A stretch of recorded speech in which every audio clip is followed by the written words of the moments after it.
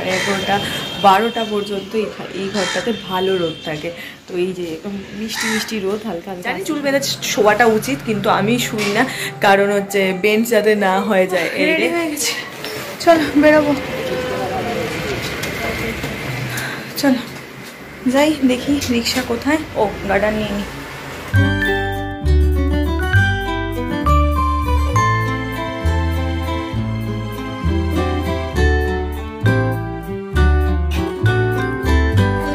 Good morning, welcome back to my channel with new blog. আজ হচ্ছে বৃহস্পতিবার আর ঘড়িতে এখন বাজছে 8:20।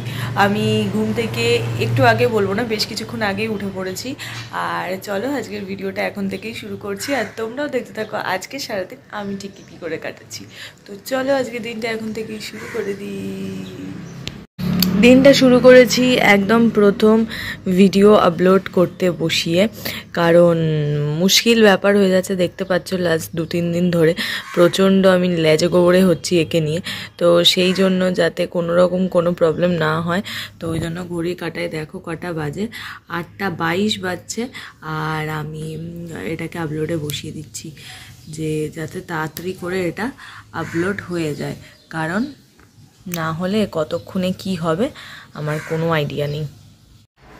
আপলোডে বসিয়ে দিয়েছি, ওখানে আপলোড হোক আর আমি যাই। আমার সকালটা শুরু করি মানে একটু গরম জল, চা, এইসবকে অনেক দিন হলো সকালটা চা দিয়ে শুরু করিনি, বাট ভাবছি আজকে সকালটা একটু চা দিয়ে শুরু করবো।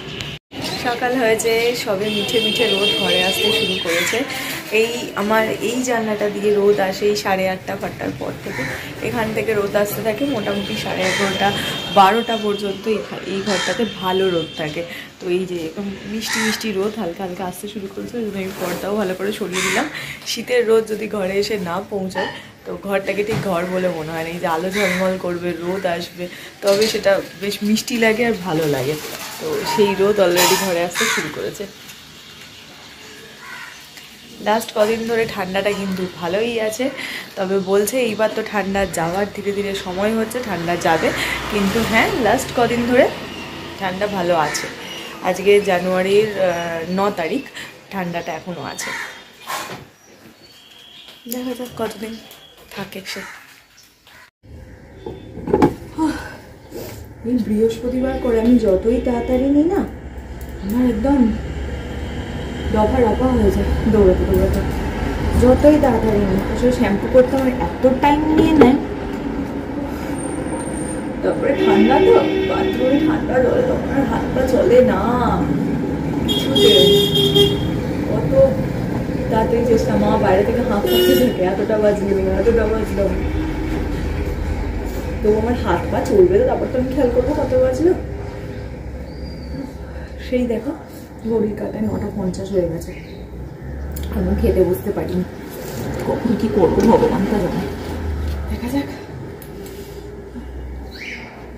ও বাবা, এটা আবার ফুরিয়েও গেছে, এটা নতুনটা বার করতে হবে, রাতে এসে করবো, আমার হাতে সময় নেই। এই হচ্ছে মুশকিল না, তো খেয়াল করেন সমস্ত কিন্তু আমার স্টক করা থাকে, কিন্তু এই সময় বার করতে ভুলে যাই আমি।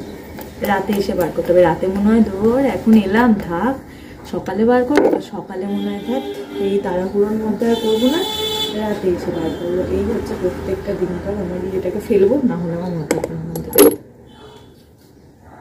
দূর করতে হবে ওটাকে ওখান থেকে। এটা হচ্ছে ভিটামিন সি সিরাপটা।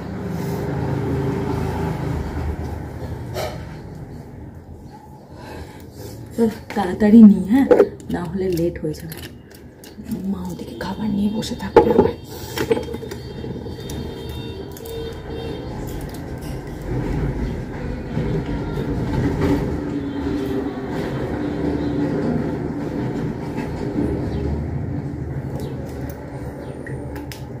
আমার খাওয়া দাওয়া হয়ে গেছে, আমি এসে মানে বসলাম আর কি একটুখানি খেয়ে দে। পুরো চুলটা ভিজে, জানি না একে কখন আমি শুকাতে পারবো। আর বৃহস্পতিবার করে এটা আমার একটা বিশাল মুশকিলের কারণ হয়ে যায়, কারণ চুল যদি না শুকোয়, যদি নাকি কোনোদিনই শুকোয় না, আর এইরকম ওয়েদারে তো শুকোবেই না।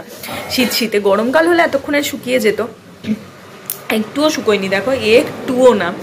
এবারে যে ব্যালকানিতে দাঁড়াবো তারও সময় নেই, যে এই আর 2 থেকে 3 মিনিট আছে, এখন কি ব্যালকানিতে আর যাবো, আর ইচ্ছে করছে না, জন্য ঘাটেই বসলাম যে রেডি হবে। এবার এই চুল আঁচড়াতেও পারবো না, এই চুল যদি আঁচড়াই এরকম গোছা গোছা চুল ওঠে, তো ভিজে চুল আঁচড়ালে, তো সেই জন্য আমি আঁচড়াই না যতক্ষণ না শুকোয়।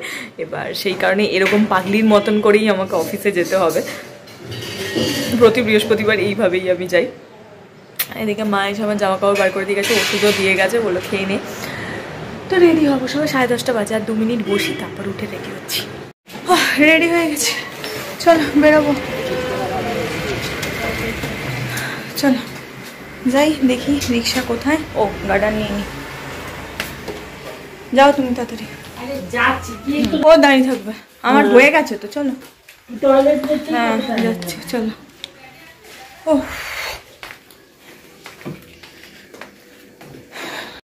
চুল টুল আর আঁচড়াইনি, যেরকম পাগলি ছিলাম আমি পাগলি ভাবে বেরিয়ে পড়েছি, কিন্তু রিক্সা এখনো নেই না।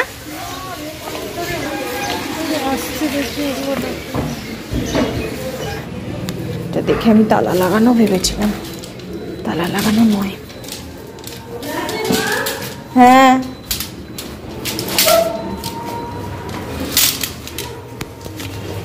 চলো।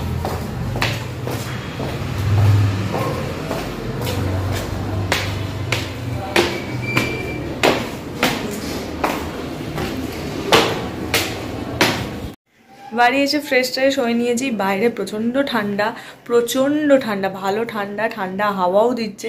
জানি না ঠান্ডা কবে কমবে, জানুয়ারির 9 তারিখ তো হয়ে গেল, এবার হয়তো বা ধীরে ধীরে কমবে, কিন্তু ঠান্ডাটা ভালো লাগছে না, আর অনেক দিন হলো তো, এবারে বিরক্ত লাগছে, কি জানি কবে কমবে।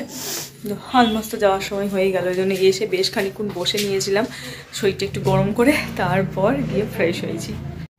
আর আজ অনেক অনেক দিন বাদে ডিনারে হচ্ছে একটু রুটি খাবো, কারণ লাস্ট 2 দিন ধরে শরীরটা একটু বেটার আছে, তো ভাবলাম ভাত আর খাবো না, ভাত খেতে ইচ্ছেও করছে না, ও এত ঘুম পাচ্ছে উল্টে, যখনই খাচ্ছি ভাত আর ইচ্ছেও করছে না, শরীরটাও ঢিস ঢিস করছে, ভালো আছে না, ওর থেকে রুটি খাওয়াই বেটার। তো আজকে রুটি খাবো, রুটি হচ্ছে গরম গরম রুটি, আর ছোট ছোট আলুর যে নতুন আলুর যে হয় সেগুলোর দম, আর নলেন গুড়, এই হচ্ছে খাবার। এখন ওই 8:45 বাজে, তো এখনই তাড়াতাড়ি করে খেয়ে নিই, খেয়ে একটুখানি বসি, তাহলে বুঝতে পারবো শরীরটা ঠিকঠাক আছে আর কি কী হচ্ছে। তো মাই খাইয়ে দেবে, মা নিয়ে আসুক, আমি আমার ফোনটাকে চার্জে দিই, কারণ ফোনটাকে চার্জে দিতে হবে, তারপর একটু টিভিটা চালাই, তারপর বসবো।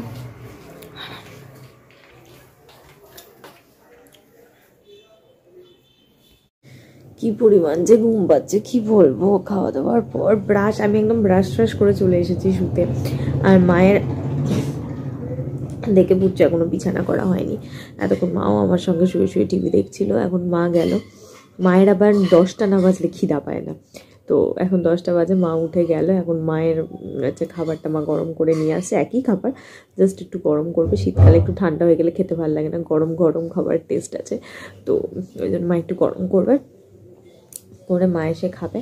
আর আমার যে কি ঘুম পাচ্ছে না, এই যে ব্ল্যাঙ্কেটটাকে টেনেছি, এই টেনে আমি মনে হচ্ছে এর ভেতরেই ঢুকে থাকি, আর বেরাবো না, কিন্তু বেরাতে হবে, কারণ মায়ের আজকে ইয়ে করা হয়নি, সরি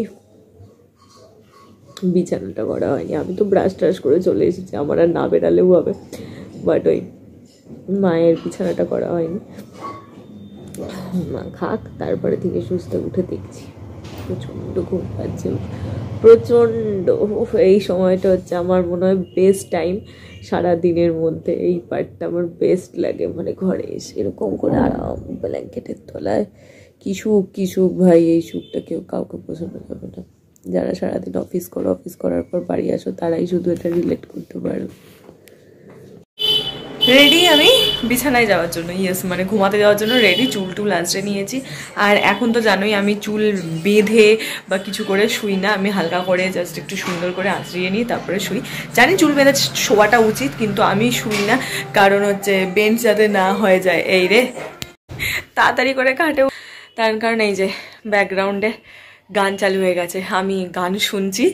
আর কি জানোই আমার রুটিনটা, তো এখানে ব্যাকগ্রাউন্ড চালু হয়ে গেছিলো, মেয়েরে এটা তো আমার রুটিন, তোমরা জানোই, গান না শুনলে আমি থাকতে পারি না। মাঝখানে একটু শরীরটা খারাপ হয়েছিল, তো সেই কারণে আমার কিছুই করতে ইচ্ছে করছিল না।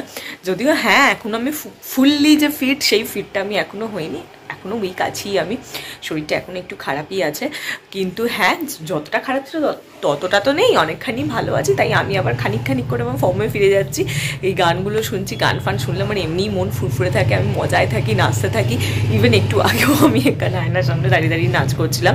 এরপর কোনো দিন হলে তোমাদের সঙ্গে ক্যাপচার করে রাখবো, কারণ এই সমস্ত কিছু মানে এইগুলো তো ধরো কয়েক বছর আগে পেয়েছে, বাট ছোটোবেলার যে সমস্ত গান, যেই স্মৃতি, সেইগুলো এই যখন এগুলো দেখি সেগুলো ফিরে আসে। ছোটোবেলায় আমাদের যেরকম সঙ্গীত বাংলা ছিল, আমার মনে হয় তোমরা অনেকেই রিলেট করতে পারবে। সঙ্গীত বাংলা প্রচুর লোক দেখতো, আমিও দেখতাম, আমার ভালো লাগতো। হ্যাঁ, ওই MTV মাস্তি এগুলো চাইতে আমাকে সঙ্গীত বাংলা বেশি অ্যাট্রাক্ট করতো। তো সেই ওই সমস্ত নস্টালজিয়া ফিল করি আমি একটু গানপত্র চালালে ইউটিউবে। এখনও সঙ্গীত বাংলা দেখি, বাট সঙ্গীত বাংলাটা এখন আর আগের মতন নেই। তো এই হলো কথা। তো যাই হোক, চলো, গানটা শেষ হয়ে যাচ্ছে, শুনতে হবে তো নাকি? হ্যাঁ, তো ভিডিওটাও আজকে এইটুকুনি রাখছি। তোমাদের সঙ্গে দেখা হচ্ছে কালকে সকাল সকাল একটা নতুন ভিডিওতে। এই ভিডিওতে যদি কিছু ভালো লাগে, জানো কি করতে হবে, লাইক করতে হবে, শেয়ার করতে হবে, সাবস্ক্রাইব করতে হবে আমার চ্যানেলটা। তো চলো, টাটা বাই বাই, দেখা হচ্ছে কাল সকালে একটা নতুন ভিডিওতে।